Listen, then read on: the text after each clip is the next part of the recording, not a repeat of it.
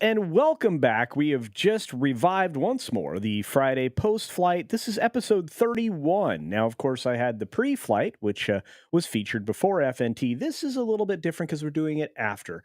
We've also changed the style of the show. And if you've seen it before on the previous 30 episodes, you understand that I'm going to ask a series of questions to begin with of our guest. And they're the same questions I ask every first timer. So there's no gotchas, nothing like that. It's just an opportunity for you to understand what kind of entertainment this person enjoys. And well, I think he probably has similar tastes to all of us. I have to say that this is a great privilege to have Ron Bradley from Follow the Bradleys Fun, which is a wonderful channel. I would suggest you check it out, especially if you like theme parks in Florida, because there's an awful lot of that over there and some really wonderful and well informed opinions that I think that we appreciate as well. And look, no punches are pulled on that channel. They speak plainly and tell it like it is. And again, something else I know this audience absolutely enjoys. But without further ado, I want to introduce you to the man in charge of the channel. I don't know if that's true. I think Virginia is probably also involved a little bit. But we're going to jump in. We're going to jump and let him in on the screen. And for the first time, may I present Ron Bradley. Hello, sir. How are you today? I hope you are doing very, very well. I'm good. How are you doing, Culture? I'm fantastic. And I'm privileged to have. congratulations. Oh yeah, Congratulations. yeah, yeah, 25K. yeah. That's exciting. That's Yeah, exciting. well, it is, and look, it took a long, long time to get there, and I have a great audience to thank, and but this is not about me today. This is about you. This is about you. Let me pull the chat down for just a moment so they can see your wonderful face there. You can find all of Ron's information down below. I linked him all, including his channel, in the description down there, including a little bit about his channel in case you want to go ahead and follow. Ron, tell everybody what you do in your own words, not mine, because I can say a lot of flowery things, but you're a little bit more plain spoken, I think. Sure. Like I follow the Bradley's Fun. The whole idea that the channel technically started in 2018, which when I opened it as a family vlogging channel, that was going to be the idea behind it. I just didn't do a whole lot with it until little piddling here and there until last May. And then May, I'm like, you know what? I'm going to go all in and let's find out what happens. I started to go all in, vlogging, shorts, pop culture, and one of the reasons that I decided to go all in is people like you, people like Valiant Renegade, people like WDW Pro and Jonas and That Park Place and Lorena and the whole network of everybody that I've met. It's great people, great mentors and influences, and things have changed in ways that I don't necessarily love. Actually, that's not necessarily true. At Universal, things are changing in a way that I absolutely love. At Disney, it's kind of going the other way. And um, I realized pretty quickly that I was never going to get my free cupcakes. but that's okay, because the fact of the matter is people need a good service out there. If you're coming on vacation, you're spending thousands of dollars, you need to know the truth, because that helps you decide where your money is going to go, and that's valuable, especially in today's economy. So that's what we do in our channel. Yeah, and then look, I mean, I appreciate what you do. I appreciate we have a whole crew actually of people who are park goers that keep us informed. You keep each other informed. I love the backstage conversations that we have in various places about what's happening in the parks. And I have to tell you, the free cupcakes aren't worth it, Ron. They're No, not. no, no. As somebody who would know, I'm going to tell you, they're not Yeah. worth it. But I will Oh say that golly. we've had quite a bit to cover in the area of theme parks for a long time, and I also heap praise upon Pro and that Park Place and Valiant and everybody else. I think we have a well developed sphere of people, but again, we're here to talk about you. So I've got three questions. That's the next segment coming up in just a moment. But before we get there, I did get a gift membership from Ruby Hoof, a gifted membership, which we truly appreciate. Ruby Hoove is very generous. I had an enormous amount of memberships once. Again, Staccato DDS was very instrumental in that. Morgan King was. Mark Fields is joining us today. But I want to say thanks again to Ruby Hoove for gifting another. Culture Casino membership. That's 2 for the day. Thank you, dear. You're amazing. By the way, folks, we are setting records daily now with the memberships, and I can't believe it. You guys almost got me in tears today. So and keep them coming. But man, just you might just see a tear in my eye. Just know that. On that note, I want to say again, thanks, Ron, for being here. Let's get to 3 questions. Here we go. Okay.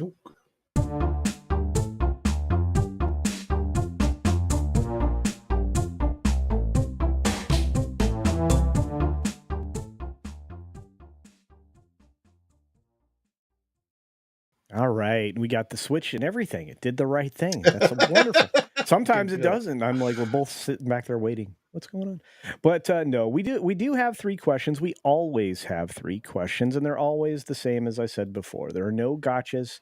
It's just me asking the basics because I want to know. And I think everybody else likes to learn too because it tells a little bit about your personality. So the first 3 questions are this. Um, Let's start with what is your favorite television show of all time? Just you have to pick one. Everybody usually does too, but you should try to pick one. Okay, well, no, I think it's a hard thing to pick when you go back over TV because TV is the history of it's changed a lot. Oh yeah. I want to say, and it obviously this could change in the future, but for me right now, that would be Friends, which has probably also gotten me in a lot of trouble just because you can't quote Friends without getting in trouble somewhere.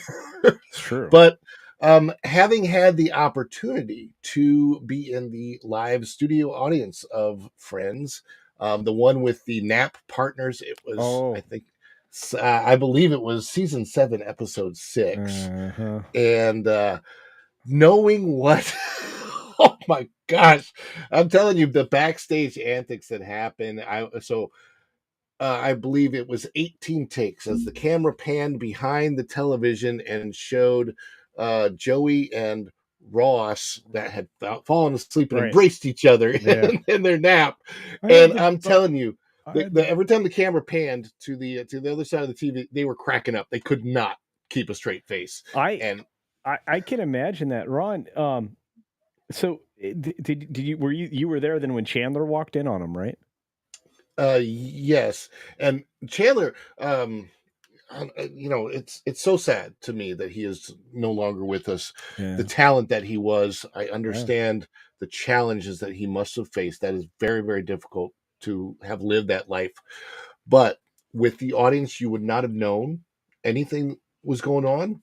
There's an apple that is in that episode, and he was playing catch with the audience with that apple in between takes.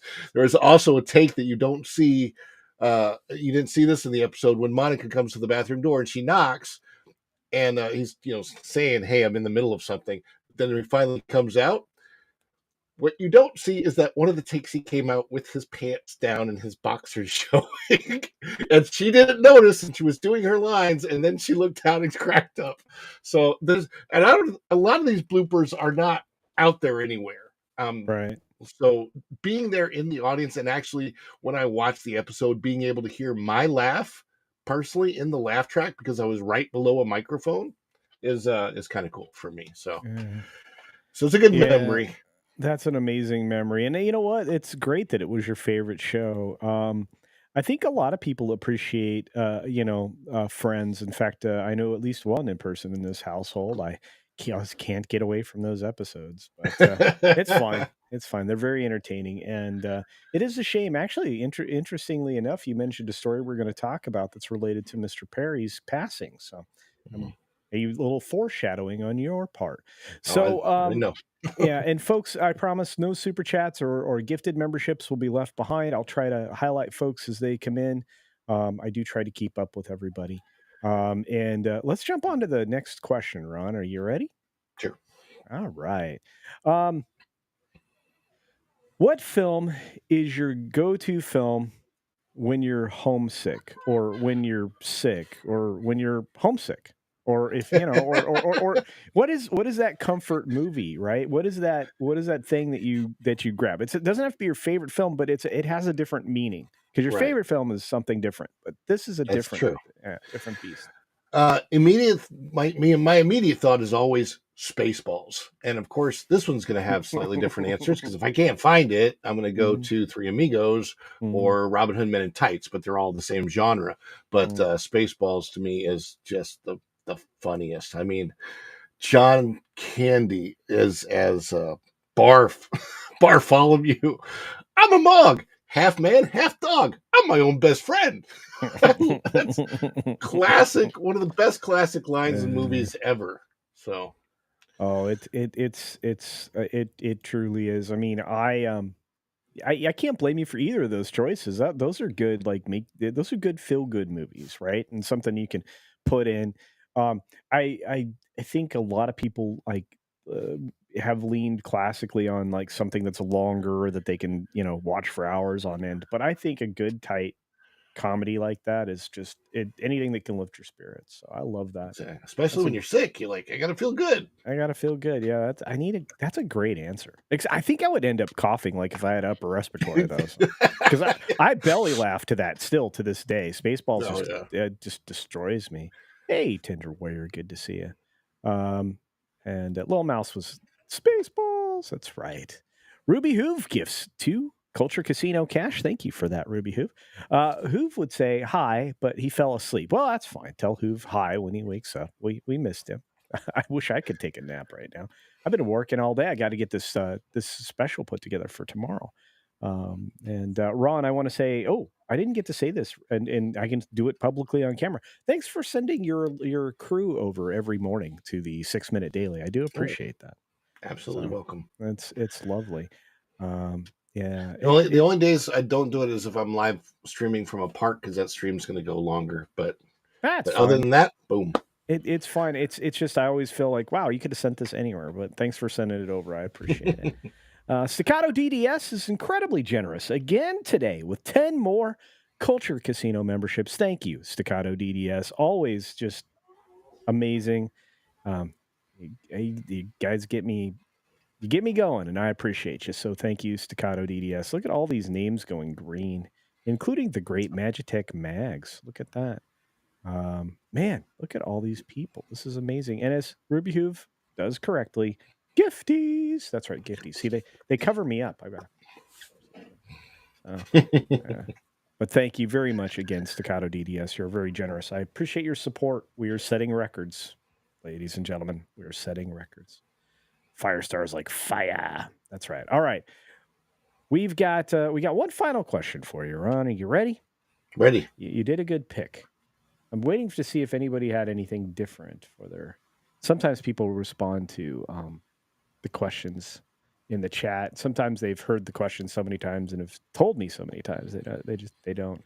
But let's get to it. Let's get to it. The third and final question, Ron, that I want to know. This one's important because this is a completely different meaning as well. And I've shared probably a few times what this means to me, but what is your favorite or best film experience? Not film, but the experience of seeing the film. So this was a much more difficult one to think about because of the meaning of different films, and it's like, how do I? What's the direction I go with this? But I'm going to tell you that the most joy that I ever experienced with the film was actually just last year. Mario, Oh Mario, wow. because took the family, hadn't seen it, and also had never been to a 4DX experience. And let me tell you, with my son, who was let's see, 9 at the time. Let's see, no, 10. He's 11 now. So, but anyway, so he was 10. My wife, myself, and the seats are moving, and it's Mario, so it's one of his favorite things. And it's like the stories and the Peaches comes on, and you're like, I mean, in that 4DX environment, I mean, that was the movie to experience in 4DX, especially with the family. It's that whole experience is the reason that you go to a movie theater, to really experience that coming together as a family and enjoying this property that is just fun and You don't have to think about the story. It's obviously what it means. It doesn't matter if the movie doesn't necessarily have to be great to enjoy it. But I mean, I'm telling you, Mario in 4DX with the family, that was a phenomenal experience of going to the movies.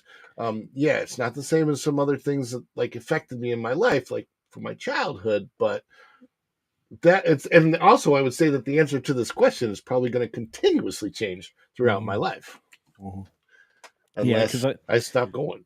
yeah, no, Ron, it's just I feel like that question, the answer to the question is always going to change because your life moves forward and you have something else that just is so memorable. For me, it was an escalating factor starting out with the first Star Wars film, Mhm. right? And then 1977, being in the theater to see that the first time was made such a huge impression. Not only is Star Wars my favorite film to this day, it was the most memorable experience that I ever had at a theater. It changed the direction of my life in some ways. So I wanted to know how they did it. That's Yeah, it's yeah, not absolutely. and because I was so amazed at the time. But again, that was that. But and while that still remains in my heart, my favorite film experience has changed over the course of my life. I'm 50 plus years in now, and looking at I have a quick question to ask you yeah, about Star Wars though, because we're very close to the same age. We're very close yeah. to the same birthday as far Hmm. as the day of the year. And I want to know if this whole thing that we're doing started Hmm. with you back then, like it did with me, because I'm telling you, between Star Wars and Empire, Hmm. I we would hang out in the backyards of our houses Yep. and talk, what's going to happen next? What book came out? What do you know about the story from this book? I mean, that's where all of this that we're doing We today for me started. Uh, had we not played with our toys or read our comics, we would be wealthy today.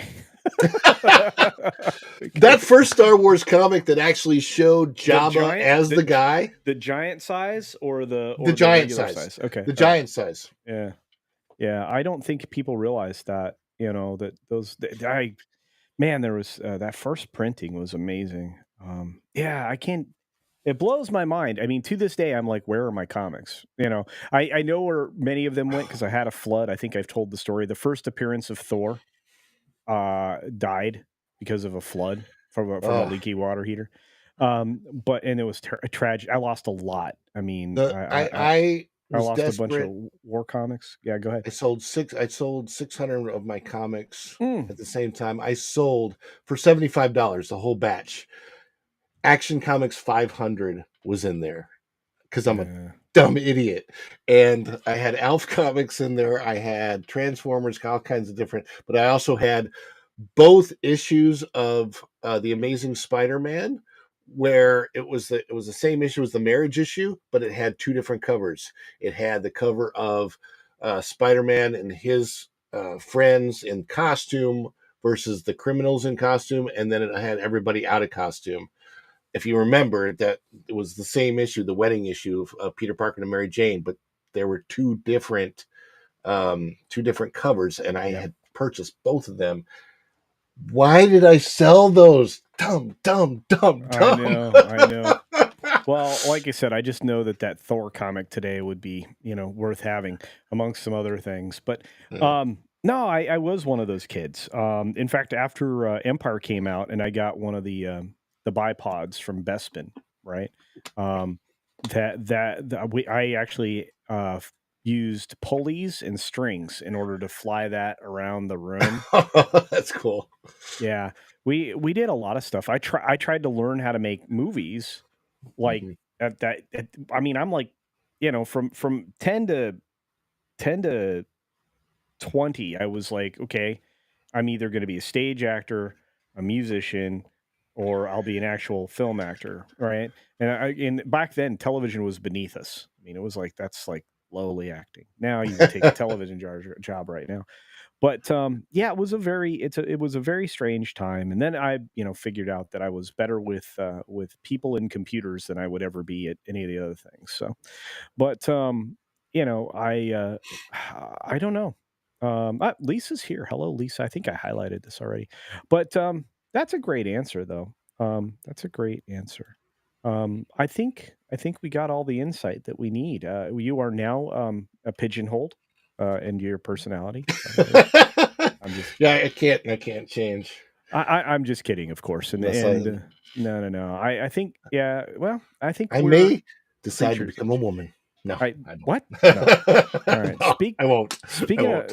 of stuff like that, coming up next, Ron, we have weird news. Are you ready for some weird news? Ready for some weird news. All right, let's have some Throw it at weird me. news. All right, here we go.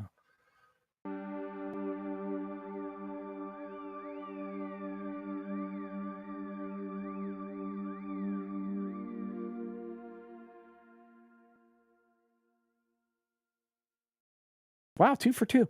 All right, so, I'm excited that we have some weird news. I put the chat up in front of the weird news. Let's do that. Let's take that down real quick.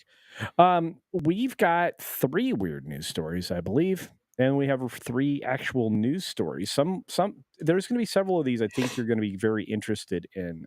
I picked them specifically for you. I think you've been privy to one. Normally, I throw a bear story or a gator story or something in here. I didn't do that today. I did something that's equally odd to me. Now, I don't care if people are all into these things. If you're trying to live your best life and look like your best self, I'm fine with it. But let's take a look at people who are actually surgery addicts. People who are actually surgery addicts, and a lot of people get work done. Um, and I don't know what this story is. It's not related, but a surgery addict who spent 1 million to look like Kim Kardashian says butt lift filler left her infertile and in constant agony. My limitations are severe. So apparently, that's no bueno. So her life got rear-ended. An influencer is warning to steer clear of a popular butt filler, saying it left her infertile and in ongoing pain. Um, Ron, you're a guy, so this might not be a fair question, but would you consider doing some kind of surgery? Is there something that you're unhappy with? No, No. no. I mean, I, I just I don't care enough about like I'll try to present my best me, my natural me. I would like to have some dental work done because there's some things with my teeth that I need Mhm. fixed. Yeah. Other than that, not really surgery. I would like to get back in shape, and that's all diet and exercise, but it's more because of my health and the way that like yeah, if you get in really great shape, you look good too. But that's to me the icing on the cake, not the cake itself. Well, which I shouldn't be eating any cake if I'm going to do this. There you go. Yeah, refined sugar is not your friend, but no, I understand that. And again, some things are required, and then if you get in an accident or something, and you have to have some reconstruction. That's all understood. But I guess this self-proclaimed surgery addict named Jennifer Pamplona, who spent a whopping $1 million to look like Kim Kardashian, wants others to avoid a commonly used cosmetic material, polymethyl methacrylate, like it is the plague. Wow. See, I don't know. I think sometimes certain things aren't meant for certain bodies. I don't necessarily think you throw the baby out with the bathwater. You know what I mean? But I understand. She's saying, I always dreamed of being a mother. The Brazilian, who has had dozens of procedures, told Need to Know, I guess that's a press thing. Unfortunately, I now find myself unable to fill this dream due to complications caused by PMMA. Interesting. Um, that's an odd thing. So I think that's it for the article. Um, I think I always weigh things that I'm doing to myself uh, with what the cost benefit is, but I have a very analytical mind, so I'm not sure I would choose what this lady chose. But I mean I get it. Um, I would if I had the opportunity to suggest anything to her, I would say first of all, seek some emotional therapy if you want to still become a mom, and then you still have the option of adopting because there's millions of children all over the earth who would desperately love to have a mom, and if you can make sure you're in the right emotional space for that, that could be an option. Staccato's letting you know that any friend of me is a friend of his. So he says, if you need some dental help, you know, he's probably the guy to go to.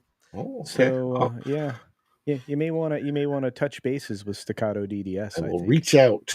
Yeah, yeah. In fact, he just sent a super chat for 10 Culture Casino Cash. Thank you, my friend. Says, I did not know this. This is great. See, I love having doctors and dentists and surgeons on.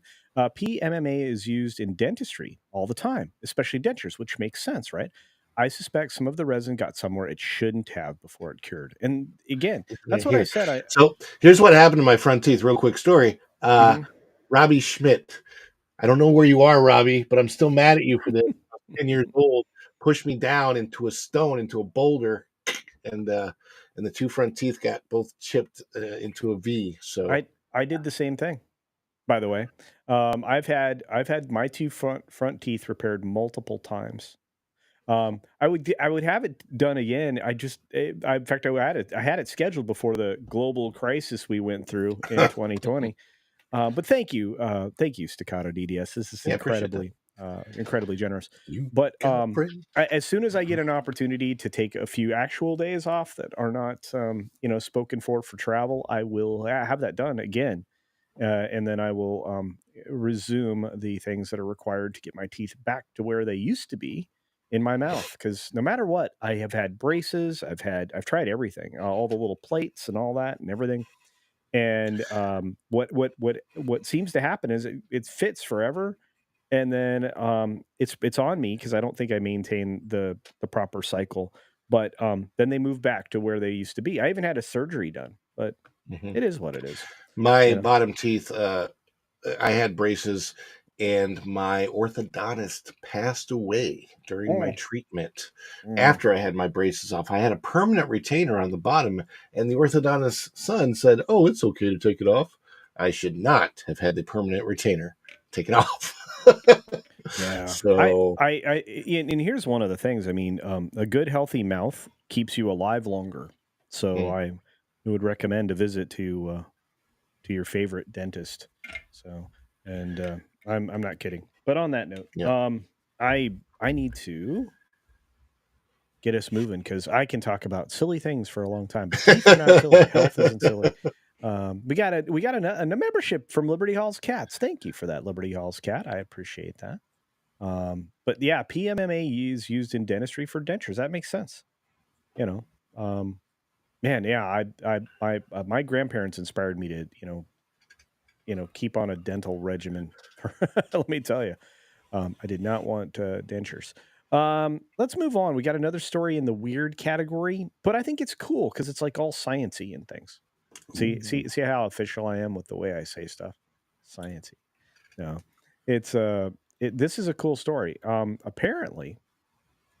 Apparently, um, almost identical dinosaur footprints were found in Brazil and in Central Africa, which may prove or help prove the supercontinent. I thought that was something that was already, accepted, right? I thought there was even more than one. I mean, historical periods where there was supercontinent and split came back and has moved quite a bit as far as oh Well, the I mean, wasn't Pangea was a thing, right? I mean, I yeah feel pan like I but feel like it Pangea was. even I think pre Pangea there was another name for how because of the way it moved. I don't know. I know you and I both grew up with just Pangea, I believe, Yeah, and yeah, then of course science has discovered more yeah. things since then. But But yeah, I mean, obviously that would make sense.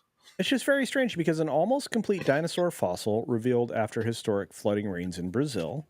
It's extremely rare that Jurassic fossils discovered in southern Utah, where the bones of dinosaurs are revealed by the weather. And this is, I guess, originally was a Weather Channel story, but more than 260 dinosaur footprints discovered in Brazil and Cameroon provided further evidence that South America and Africa were once connected as part of a giant continent millions of years ago, according to a recent study. Now, scientists estimated that the footprints were originally made 120 million years ago. That's a long time. about 600 miles apart, or roughly the distance between Dallas and Nashville. That's on the supercontinent known as Gondwana. Aha, see, Aha. there's So a today, the fossilized tracks are more than 3,700 miles apart on opposite sides of the Atlantic, with some in eastern Brazil and others in northern Cameroon. That's amazing. Isn't that brilliant? or second theory. They had airplanes back then, and the dinosaurs flew on airplanes back and forth, and those airplanes deteriorated completely. Maybe we don't know. Where's all that oil coming from? I'm just kidding. But I think this is kind of a fun story because it does mean that our world has been changing for a very long time. Again, that's if you accept the science of dating, as far as, the various types of isotope tracking and carbon dating and things like that. So, um, I don't know. I don't know. We determined that in terms of age, these footprints were similar. This is a person at SMU, a paleontologist named Louis Jacobs, who led the study. In their geographical and plate tectonic contexts, they were also similar. In terms of their shapes, they're almost identical. And because of these matching environmental conditions, scientists concluded that the creatures walked along a corridor, or essentially a dinosaur superhighway, that crossed an area that would later split apart and become two continents. So it's their fault. They walked a path to divide the continents. It's all Well, their fault. I mean, maybe they ate the wrong diet and they were just had incontinence the whole Or time. they were just very heavy. They were very heavy.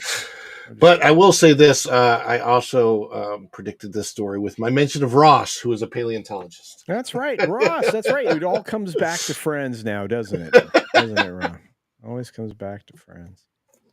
All right. Well, let's see. Does anybody in the chat think that's interesting, or is it just us two nerds? How nerdy are we? Pretty nerdy. Hey, Juliet. Good day. Hope you're doing well, or I guess morning where you are across the world here. Mexican Iron Man's here. He says, new show, Jurassic Casino. Watch live as culture travels to ancient jungles to find prehistoric evidence. The twist, Mexican Iron Man shows up and uses culture as live bait to capture hidden velociraptors. What fun! Okay. Oh boy. I tell you what, the new Jurassic thing, I'm starting to get the sense that maybe we've had too many Jurassic worlds and Jurassic parks and things like that. Is there another one of those that's It's coming out? Yeah, Oh, good Lord. ScarJo is going to be featured in the next one as one of a few actors that have been confirmed for it. We shall see. Yeah, Mark Fields is like, I love these mysteries of our world. Me too. Some think it's getting close to another Switch. Ooh, I hope not. I'm not ready for surfing on land. That doesn't sound fun. Yeah. That service dog's laughing at us. All right, fair enough. GPS proves continental drift. Yes, it does. Indeed. Or we have very bad satellites. One or the other. But let's see. I worry that we have too many satellites up there, although I know that there's a lot of room between there's a them, lot. There's a lot of space. Space is a big. lot of space. Space is big.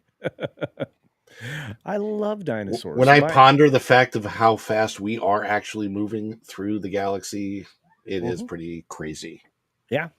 Everything's moving still for it very quickly and outwardly. Very strange that you can actually track the Big Bang. Yeah, I do not want a pole switch. If we have one of those, almost everything will be gone. That's what happens if that happens. So there's that. Yeah, there is a ton of space junk. That's very true. Yeah, you got a lot of satellites that are just eventually going to become comets. Well, yeah, not comets. Well, they're going to become shooting stars. Let's say. Randy Thodo says some things are certain: Jurassic World movies and Grogu never growing up. That's right. That's right. Speaking of Grogu, I've got some creature stuff. Do you want to do some creature stuff? Creature stuff sounds good. Creature stuff. All right, let's jump to some creature things. And this is a weird thing. So let's say you're sitting on a plane. And what's the weirdest reason why your plane can't take off? I, I don't know. Okay, well, here's the weirdest reason I've seen: an Okay. epic mongoose and cobra fight that took place on an airport tarmac delays the flight. Yeah, Okay. So I'm then like, that changes the line. I'm tired of these mother yeah, effing Cobra my yeah. coffee on the tarmac, not the Yeah, plane. yeah. Yeah. Well, I'm tired of these mongoose on, on the tarmac. Yeah, it would be very odd. But Where is this? well, that's we're going to jump into it. But according to it, it's fight or flight. Apparently, not a flight anytime soon. But this happened in India. A cobra and a Okay. mongoose treated an airplane runway like a boxing ring, viciously attacking one another and causing havoc in India. The plane's takeoff was delayed after the pilot spotted the creatures scrapping on the tarmac in Patna, Bihar, as seen in a viral video. The interspecies grudge match, which they happen all the time there, reportedly inspired at the J. Prakash Nar- Narayan Airport. I'm trying to get all these names right. Although the plane's intended destination is currently unclear. In the footage filmed from the airport's aircraft's window, I should say, the a cobra can be seen striking at the mongoose as the lightning fast furball tries to dodge its venomous fangs. That is a crazy reason not to be able to take off. Never heard of that not before. not de-icing the wings, not we're low on fuel, not we got our sandwiches mixed up and we got to fix that. No. I guess I'm trying to think when I flew to Israel, I think was the longest flight delay that I was stuck in an airplane on the ground on the tarmac before we left, and I can't remember the reason, but we were there for 3 hours before takeoff, and because I remember them feeding us sandwiches. I was only 16 at the time, but they brought sandwiches around, and they were able to do it because those could be brought in outside of the food that was already on the plane. And it was in Canada. It was Montreal, Canada, I believe. And Hmm. we were just sitting there waiting forever. We didn't know why, and then we finally took off and went to Tel Aviv. Wow. Okay, that's a flight. That's a long flight. Goodness. 13 Oof. hours. Oof.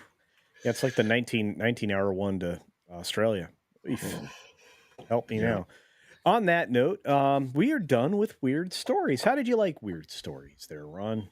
You enjoy Uh, some weird the, stories? the last one, I like the Pretty weird. last one, man. That's crazy. Yeah. Cobra and a mongoose. Mm. Uh, you And know, it would have been really ironic if the in-flight movie would have been Deadpool and Wolverine after that. that's true. There's been a lot of irony Going there. at it the same way. It's amazing. But the mongoose, that I never would have imagined. But hey, I mean, if the cobra was sunning itself trying to warm up or digest something, it makes sense. So, but we are going to move on. Ron, the next bit is today's topics, where we talk about actual news things. One of them you kind of actually previewed. We'll do that one. We'll do that one. Towards the end if we do it at all. But I want to talk about this. Actually, you know what? Let's start with it first because you mentioned it. We'll get it out of the way. But let's go to today's topics.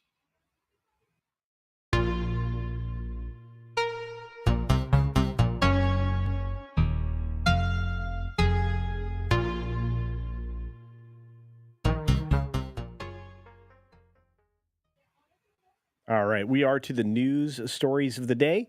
Today's topics. We have a few indeed that I think are relevant. So we're going to start with the one that I was going to do last, but this is more information on what happened with Matt Perry and what is happening because of it. And apparently, I covered this news bit, and Ron, I'm not sure if you're aware, but this news bit actually happened a few days ago. They basically uncovered a massive ring of people participating in getting him and others what they were looking for, and in this case, it was ketamine. But the doctor charged in connection with Matt Perry's passing appears in court after plea deal, and he did make a plea deal so that he wouldn't go to prison forever. One, How many were charged? I had heard that there were oh, more than. many, many, many, Okay. many. many, many.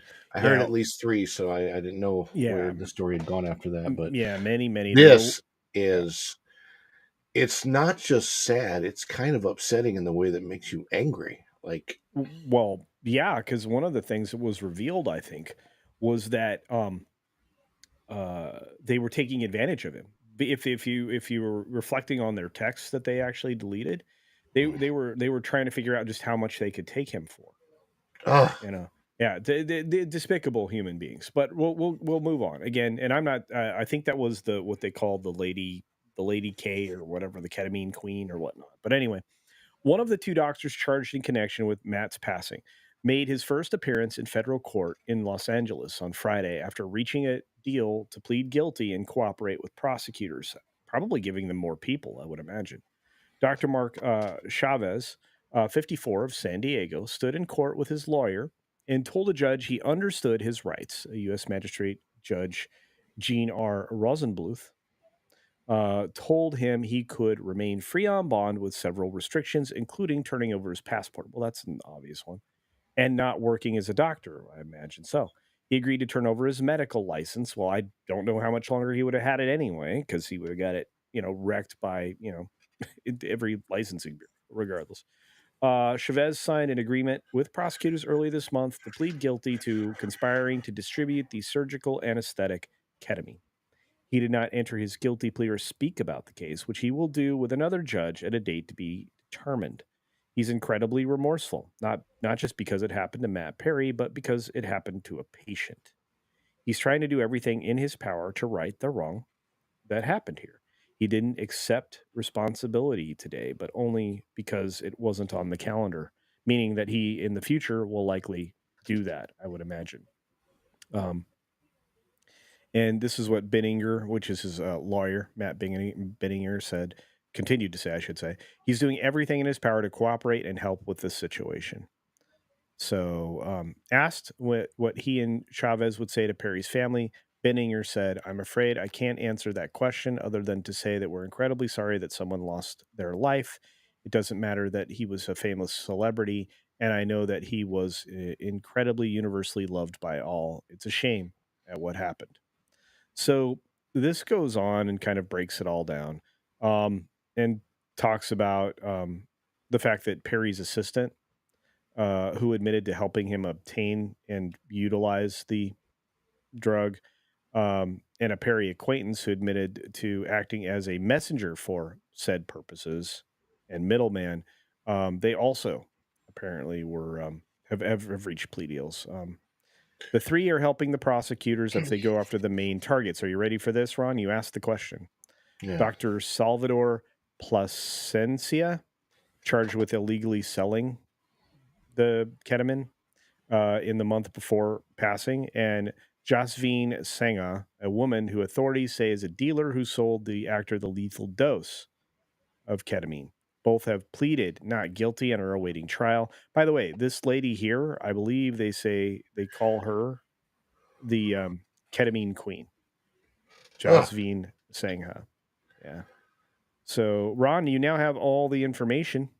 Um, do you think this helps, hurts, doesn't mean much, means a lot? What do you think? well, I think it's disgusting, obviously, but B, it's like I'm one of those people who already doesn't trust medical doctors, trust the system. It's, you feel like it's an auto mechanic doesn't have work unless he has a car to fix. So you always feel like maybe am I sure I'm getting the best deal out of this auto mechanic and he's not doing something else that 6 months later I'm going to have to bring my car in for. And I feel the same level with doctors. It's hard to find a good auto mechanic and it's hard to find a good doctor that you can feel you can trust. By the way, I have actually found a really good auto mechanic, and it's not one of the big shops. It's it's very out of the way, and you have to have a recommendation to go there. The guy's great, by the way, um, but it's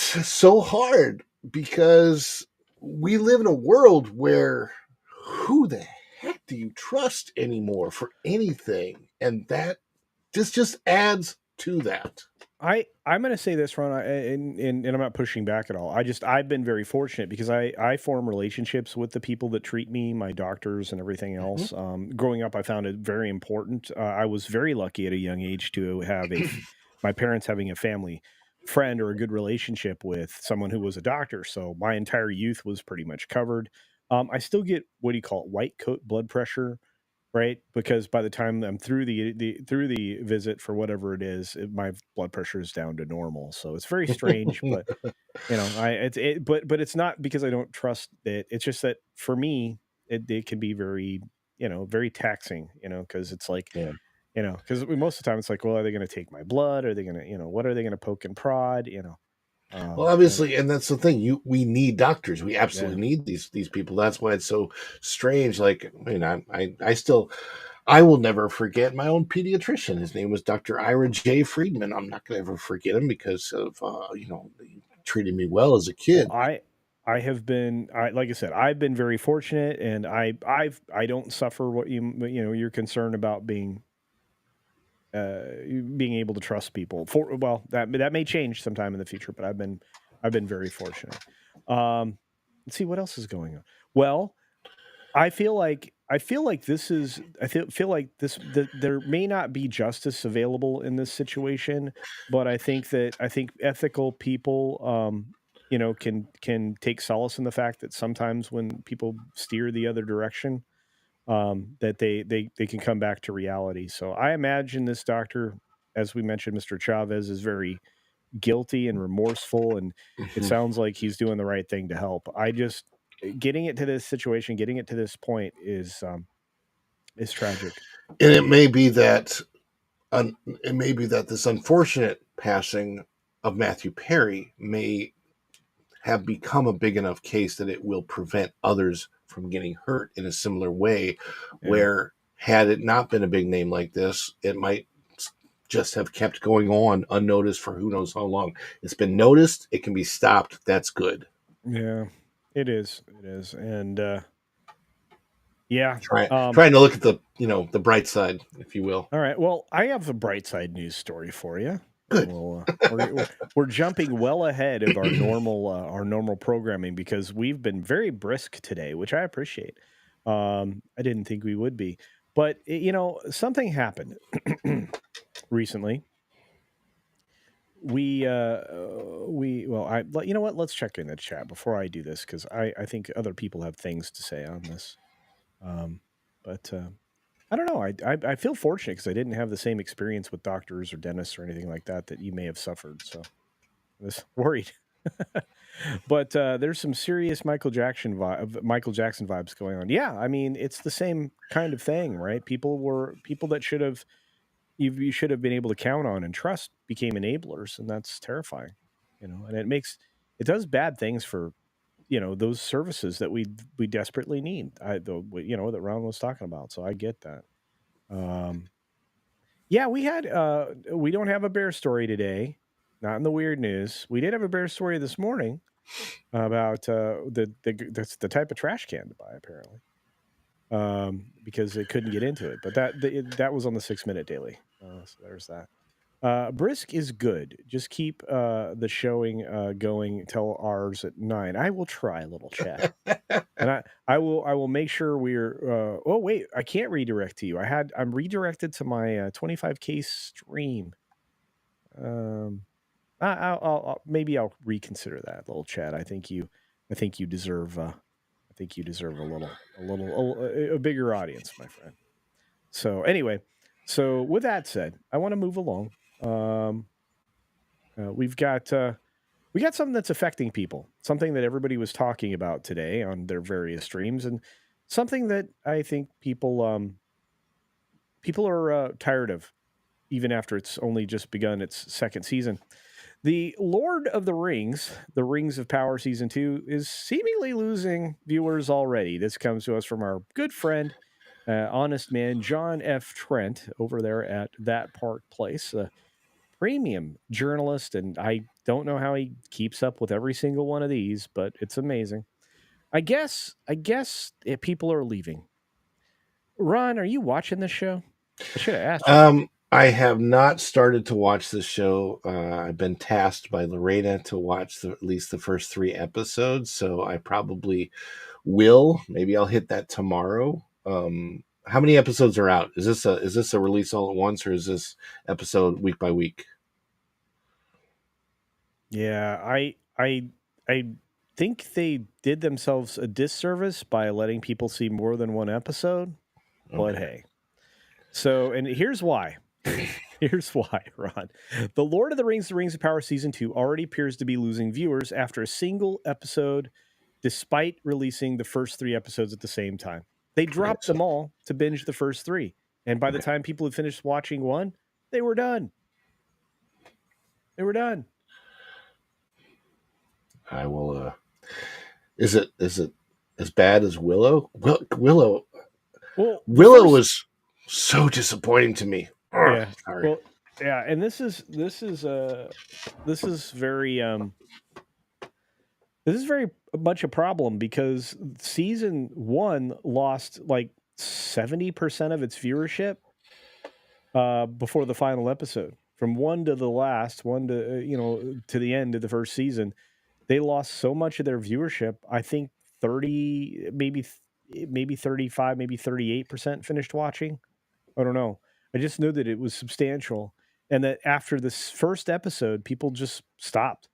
So the story goes on. The number of IMDb reviews for the first episode of season 2 and the third episode decreased by over 50%. Hmm. There are over 3,800 reviews for the first episode, Elven Kings Under the Sky. The second episode had only 2,200 and the third, 1,800.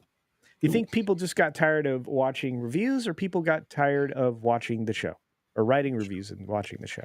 sure, people got tired of watching the show. Yeah, We live in a different world. There's billion different forms of entertainment that people can go to. So unless something is absolutely captivating, they're going to lose viewers. I know that I didn't watch a single episode of The Acolyte, but I had so much fun watching you guys tear it apart. That was like I was probably entertained 1,000 times more by watching everybody tear The Acolyte apart than I ever would have been by watching The Acolyte itself. I think you avoided lots of trouble in your life by avoiding some of these shows. But I apparently invite trouble, or Pro talks me into doing something, or Mr. H, or whatever. But when you look at this, between the first and third, there are 52% less people writing reviews. Like I said, did they get tired of writing reviews, or did they get tired of the show? I think the question will be answered rather swiftly, but and that seems to be the same trend as the first season. Kim Masters over at the Hollywood Reporter shared back in April of 2023 that 63% of people who watched part of the first season did not finish it. So there's the actual number, not my poor recollection estimating it over 70%, but 63% quit the show. I mean, it's only 37% Yeah. or a third. Yeah. Only 1/3 stayed. So that every 3 people that started watching this thing, two gave up. I'm out. That's crazy. It is. It is. She wrote in her article, while Amazon, yeah, while Amazon, like other streamers, provides only limited data, and internally it held information even more closely than usual on the series, sources confirmed that the Rings of Power had a 37% domestic completion rate. So for those outside the United States, the completion rate was higher. Overseas, it reached to 45%. Well, so they have more tolerance for pain, apparently. Well, So, yeah. Or they just appreciate free and not having to have a license in the UK. But, and again, while not a one-to-one reflection to Masters numbers, the number of IMDb reviews for the first season declined nearly 50% from the first to the 8th episode. So that also had a problem. It's fallen off. if Gollum were watching it, he'd be like, "The precious is. You know what? I'm tired of this. Forget the precious." It's true. Like, hey, you can have this ring back. So there's that. So Gary got in on it, also known as I Nerd love Gary. Roddick. Yeah, me too. also indicated that people were already abandoning the second season. He wrote on X, there was about 32 people at our free, fully booked 2 episode screening of the Rings of Power, and a dozen left after the first episode. Wow. So that leaves you with 20. Wow. That's crazy. So the real test for the show will be whether or not it can best its first season numbers or even best Reacher season 2, which saw its viewership skyrocket and easily surpass the Rings of Power. Well, of course. As noted by X user, now it's known, according to Nielsen, the show garnered 1.253 billion minutes watched during its 2 episode premiere back in 2022. In its second week, that number declined to 1.203 billion. It fell even further with the release of the 4th episode to 988 million, and continued to decline in its 4th week to 966 minutes. I think he meant 3rd episode, but that's fine. I'll send an editorial note to John. The show rebounded with the release of its penultimate episode, likely due to people attempting to binge watch the show. It brought in 988 million minutes, and by the week of release of the season finale, it had recovered back to 1.137 billion minutes. Interesting. So, and of course, Mac, otherwise known as Now It's Known, is a great source of information, oftentimes including me in this list of humanity down here, but basically breaking it down in a way that's very, very helpful. Mac is really good at that. So, what do you think? First of all, it's interesting that because of metadata, we have a whole different way of looking at how people watch things today versus, 15, 20 years ago. Right. The whole streaming situation is just so different. I've noticed they've even said that people are actually watching shows like Friends and The Office and older shows from television more than they're watching this new stuff that's coming out. And it says a lot about what's being made today in general. I mean, I haven't seen this, so I don't know what type of content it is yet. What I can say, and I'm going back to Willow again, having been a huge fan of the Willow movie, I was watching the pre-production. I was watching everything about the Willow, television show that was going to come out, and then it started, and I'm like, what the hell? like literally, this is not anything about the original Willow story. This just like I'm not trying to disparage anybody's lifestyle. People can live however they want, but it was weird to see what looked like Willow simply pushing an agenda of lesbianism.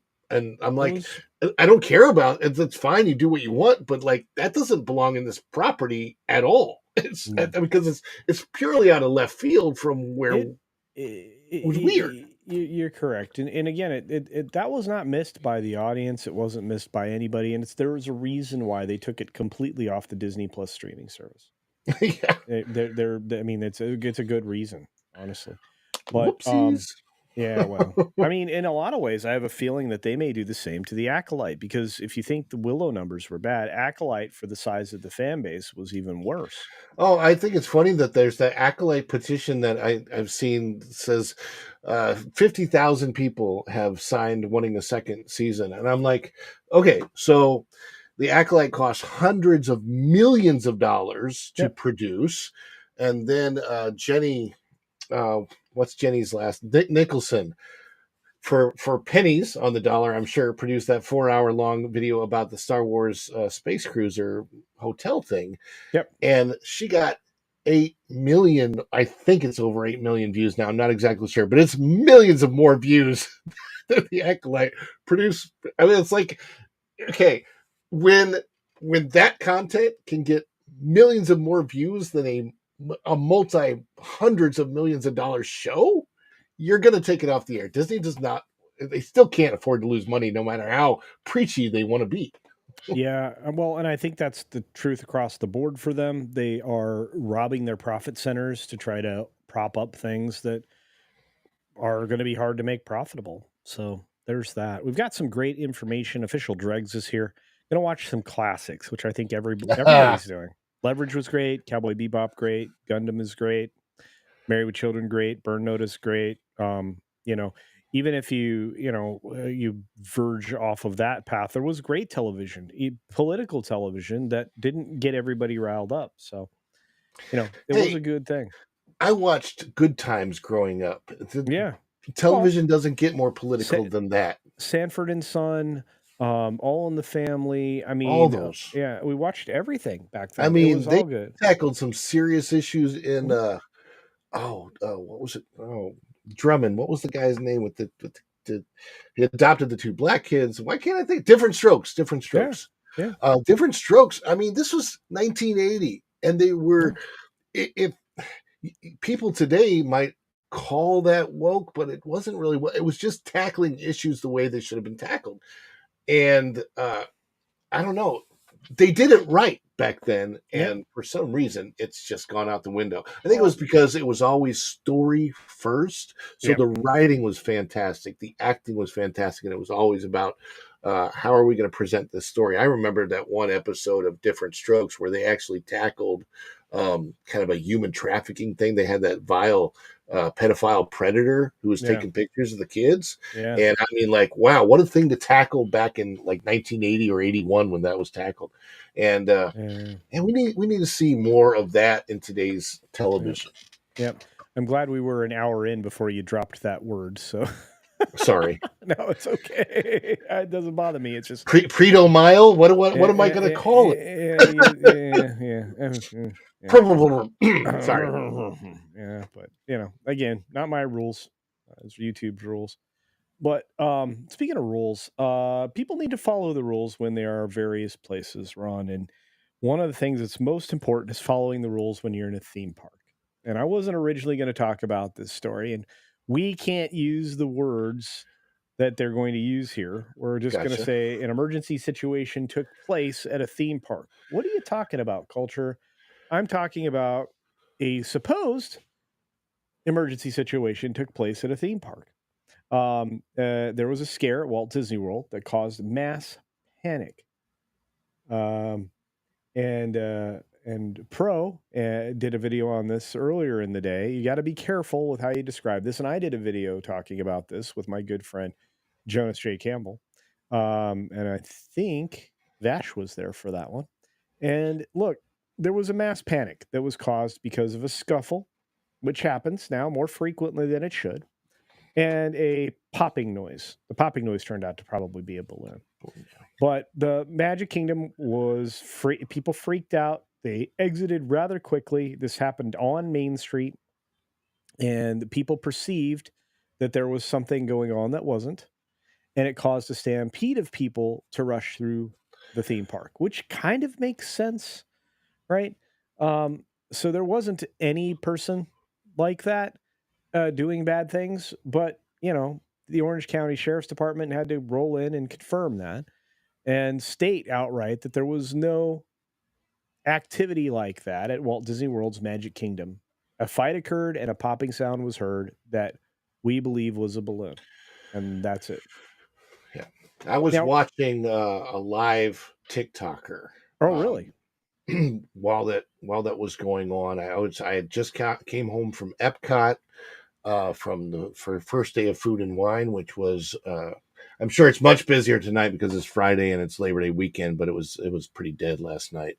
Um, and I'm like, trying to get sleep, scrolling through, know some TikTokers, see them live, and they're at Magic Kingdom, and then they're talking about Casey's Corner. They were at Casey's Corner at that point in time, and I mean, it was trashed. Casey's Corner was, and they were saying that like the people who'd gotten up, obviously these people were smart enough that they did not get up. By the way, one of them is a huge fan of Pro, and I know that he watches Pro because because we've met, and he's like, oh yeah, Ron, yeah, my husband Wes watches you all the time on Pro. It's great, so it's a lot of fun there.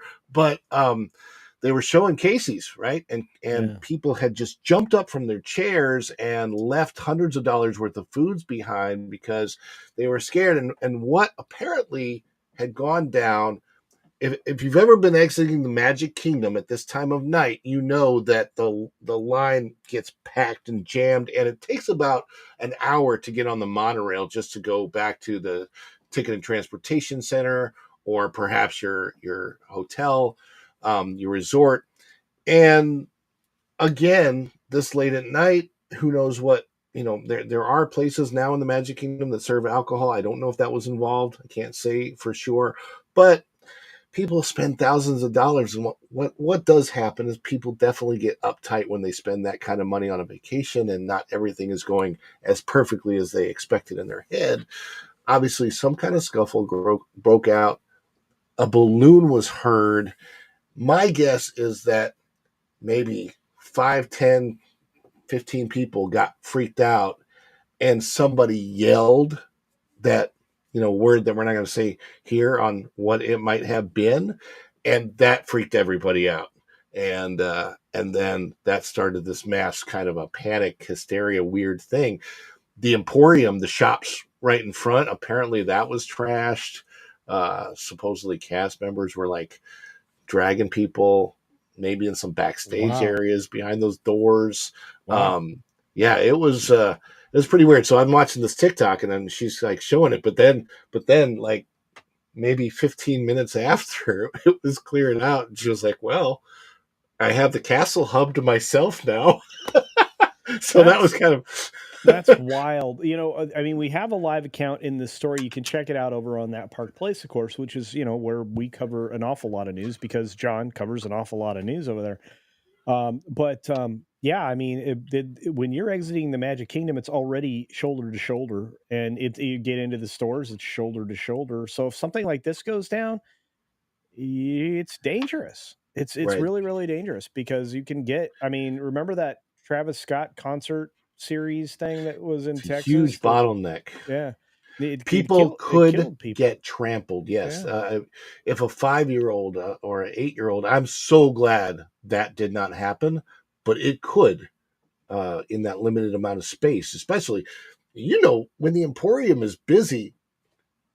Even just regularly walking through the Emporium is, you bump into people, right? If you walk into the park and you're wanting to get into Adventureland real quick, and you go through the Emporium for the air conditioning, you're bumping into people. Somebody's hitting you with their ECV, or you hit a stroller. Somebody hits you with their stroller.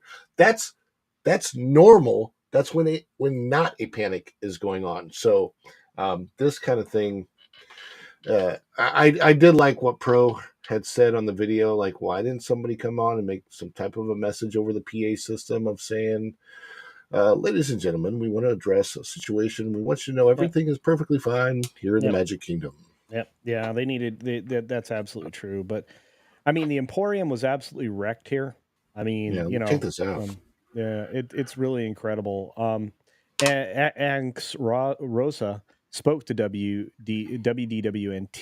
later that night with a more detailed account. So just describing what they went through for those 15 minutes that people were really unclear and were panicked. So, but they quickly cleared out the situation, got all of that done, and got everybody out of there as safely as they possibly could. But I guarantee you, Disney was publicly they're going to be sad that this occurred and be concerned about the situation. But I'm going to tell you, Ron, the number of people that shop for like an hour to 90 minutes after park closing in those stores, they Oh weren't yeah, there anymore. no, Yeah. they went woo. Yeah.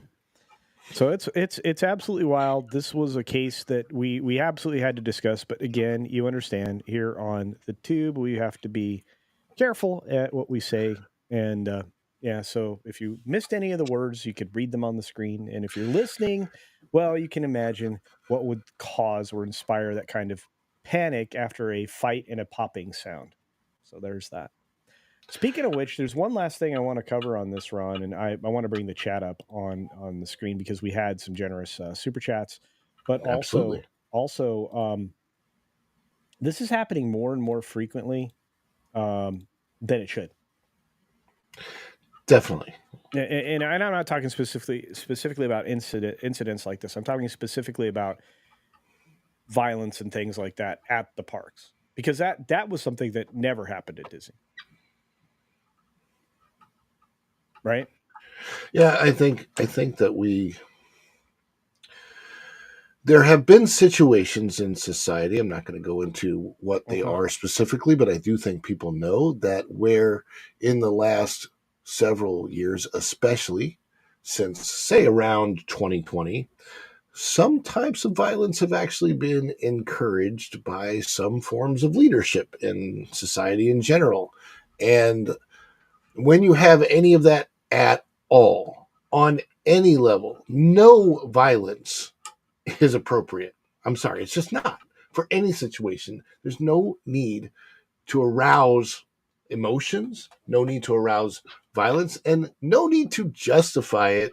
Um, and if any small percentage, when you have a large population of people, there's, I think, 330 million people in the United States, there's 8 billion people in the world, a tiny percentage, a tiny fraction of those people can still be a lot of people. And Yeah, um, I and that's an I issue. I think it's just I think what's happening is, and I'm going to say it because I said it in the video I did today. People really need to watch that Park Place video that we did today on this. Um, but I think that Disney's so expensive now, especially a Disney World vacation. If you decide to stay on property at Yep. one of the hotels, that people's expectations, their level of entitlement, because of how much money they've spent, is much much higher. So when things aren't going perfectly, tempers rise rather quickly, and especially after you may have just paid hundreds of dollars for a hot dog at Casey's or something weird, like you're a little irritated that you just spent, $50 on hot dogs for three people or whatnot. You're like, it's a $2 hot dog. Why am I paying this much? Why am I paying 12.50 for a hot dog? But it does happen, and like I said, I just wanted to make a comment on that because I think that's creating frustration in the guests. It's also creating damage in the parks because people take less care of the things around them and less notice of the people around them. And I think that also leads to bad outcomes. But very Yeah. quickly, I want to say thank you to a longtime member, a pal, a friend, a buddy, WDW Pro, who celebrates a 4-month membership, saying, "Love this channel." Well, we love you, Pro. You are a good man, Charlie Brown. And he decided to send around $5 to say, no, seriously, five Oh, culture thank you. casino cash. Well, thank you. Ron's channel, follow the Bradleys Fun, is probably one of the best out there if you like theme parks, entertainment, and information. I'm not sure you can do much better than Ron. Oh, thanks. You betcha. You betcha. And Mark Field sends another 5 Culture Casino Cash saying, how many great shows that we had in the 70s and 80s only lasted one season, but now we are stuck with jokes like this. So much has changed. Yeah. I mean, here's the thing, you end up with a 70s or 80s show that we all enjoyed, but for whatever reason didn't earn them enough money, wasn't as commercially viable, whatever it was. It didn't match up with what they either had coming on the calendar or, with the thing that they were competing with in the first place. So you had to compete. Television was I will tell you, competition. the good thing about that is some of those shows only lasted a season, and that was 24 episodes, and that's like 4 seasons of a streaming show today. Yeah, that's not good. Yeah, it's crazy. But yeah, Putin's cat's watching more than one stream. Wrong chat. There you go. All right. Well, I'm going to tell you this. I've had an extraordinary. I've had an extraordinary time, Ron. I really do feel like we got a chance to hang out and do more. We do a lot together, but we need to do more. And this Yeah. was just a great way for everybody else to get to meet you because you're incredible. So on that note, we are going to move on to the final bit of this show. It's called Plug Yourself. Oh, God. You ready to plug yourself? I don't know if I want to plug myself. All right.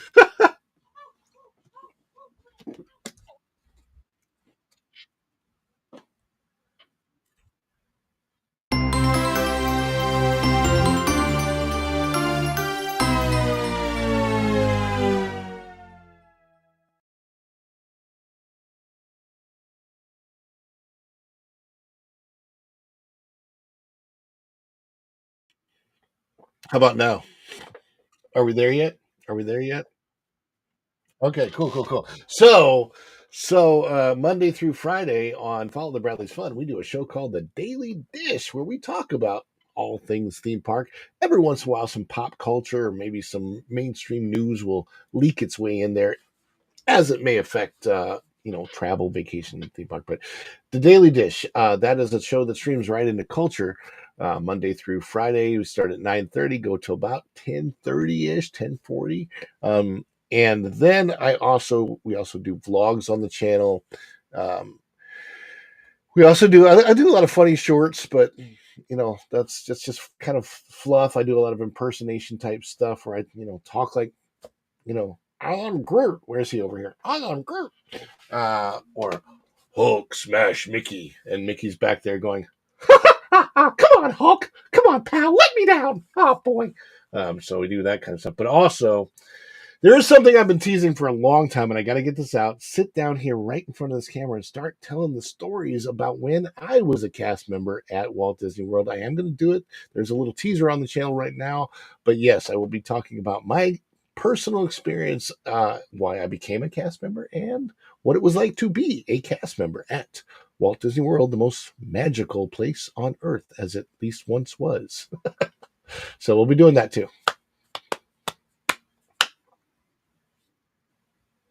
All right. Well, I'm glad you got a chance to promote everything, my friend, and I hope people do check in on you. Look, folks, it's free to subscribe. You just go over there to Follow the Bradley's Fun. It's in the description down below. Click on the link and check out Ron's channel. Just hit the subscribe button. There's nothing to fear. It's free. You gotta love it. I appreciate what you do, Ron, and I think people want to hear what your experience was as a cast member. Not enough cast members actually really get enough of an audience to talk about it, and I think you're in a unique position to talk about being a cast member because I know you've got stories because I've heard them. Not. I mean, obviously from you, but I've heard plenty from my friends, and it's interesting. You got to put up with a lot that you just cannot. Wow, Oh, yeah, can't when believe. you're there on one of those nights when somebody at your workplace, a guest, is getting arrested and taken off property by Orange County, It there, happens. yes, Yeah. those are some of the guests that we have to deal with. It's Disney World is definitely probably not the place Walt envisioned it to be, but it's in a very interesting place. There's no resort like it on the face of the earth because of the size, the sheer size and scope. It's like 12 miles by 8 miles big. It's huge. It's the size of the city of San Francisco. So, and I have worked in most of it.